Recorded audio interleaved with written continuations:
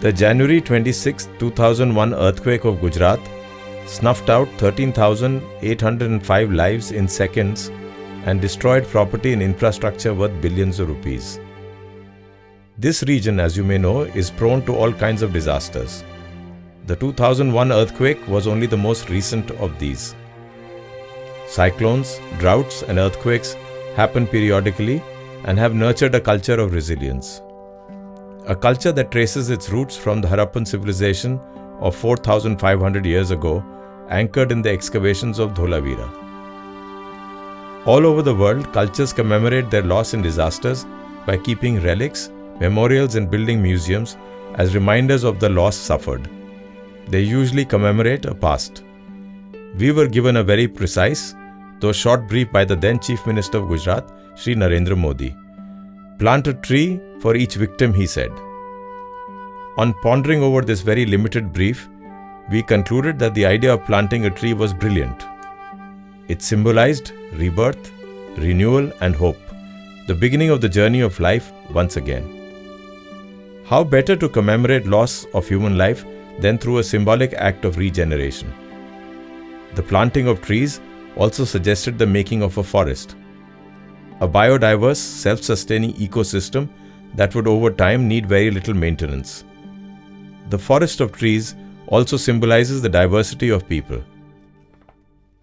For us, this journey suggested two intertwined paths.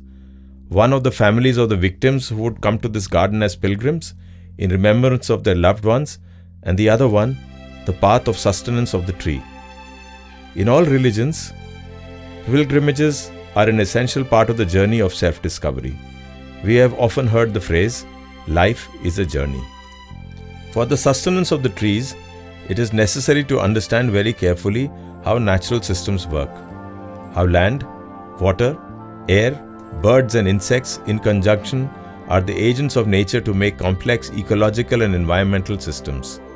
It is only necessary then to assist nature, and after the first few years, it takes over. This assistance is to identify local species, identify the paths that water flows, the soil and nutrients that the water collects on its journey, and most importantly, identify the places where the water can be collected to leak into the earth. The monsoon and its collection and eventual discharge to feed the trees is one kind of a journey of nourishment, perpetuation and continuity, a journey of hope and delight. The other journey was to link these leaking reservoirs where the names of the victims would be enshrined, by paths that the pilgrims would traverse and eventually rest, the views they would encounter, the horizon they would contemplate, and eventually the space in which reflection and contemplation may perhaps happen. These two intertwined paths became the basis of our design. The idea of democracy and plurality is reflected in the choice of building numerous small reservoirs instead of one or two large reservoirs.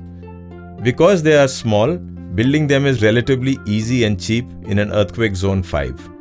It also means that they can be built in phases over time. Most importantly, the scale of the collective represented by a reservoir remains within neighboring villages, leading to a closer social bond amongst them. The reservoirs are made of gabions, which are entirely without mortar, and thus allow for the arresting of rainwater of the watersheds, but allow it to dissipate into the ground slowly, thus allowing the root system of the trees to draw upon it. Over time, the gaps in the stone are filled up by the alluvium that the water brings in, and seeds trapped in it sprout plants. This not only consolidates the gabion structure, but in time almost effaces the build to merge and become one with the landscape. As the park matures, it will become a place of not only pilgrimage, but also a place of leisure and recreation for the growing population of Bhuj. Much like the Central Park in New York, a breathing lung for the city and a place of reflection and repose for all citizens. The master plan envisages 81 reservoirs to collect the runoff of the Bhujio Dungar. The overflow of each reservoir goes to the next and eventually into a series of wetlands along the periphery of the site. It is expected that the wells outside our site will benefit from this recharge and their water levels increase. It is also expected that water that used to overflow from the site and flood the surrounding areas in the monsoons will now be better contained, especially considering that the city has grown all around the site and the land is getting occupied by buildings. Besides the park, within the 470-acre site, there is a museum and sun point proposed. In addition, there is a conference and art center that is proposed to showcase the industry and crafts of Kutch. There is also a library and documentation center to document stories and myths of Kutch, folk music and the instruments of the region. A public plaza for the Nag Panchami festival is also part of the master plan. Public amenities and rest areas along with several gates of entry and orientation centers are interspersed on the site. The proposed museum traces the roots of Kutch's unique culture and is thematically distributed in the many galleries that house it. These galleries are spread along a central spine rising almost 50 meters from the base of the hill, where the museum is located.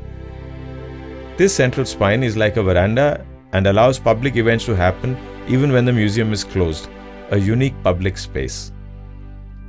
The museum also anchors journeys within the city of Bhuj, showcasing its unique heritage, culture and crafts, and further connects to Kutch's many villages and wildlife sanctuaries. In case of natural disasters, it seems apt to commemorate loss of human life through a symbolic act of regeneration. The sheer scale of the human tragedy brought on by the unpredictable, powerful forces within our earth and by the climates that surround it should incite us all to imagine memorials that reflect our awe, respect and appreciation of nature, while remembering and honoring those who died.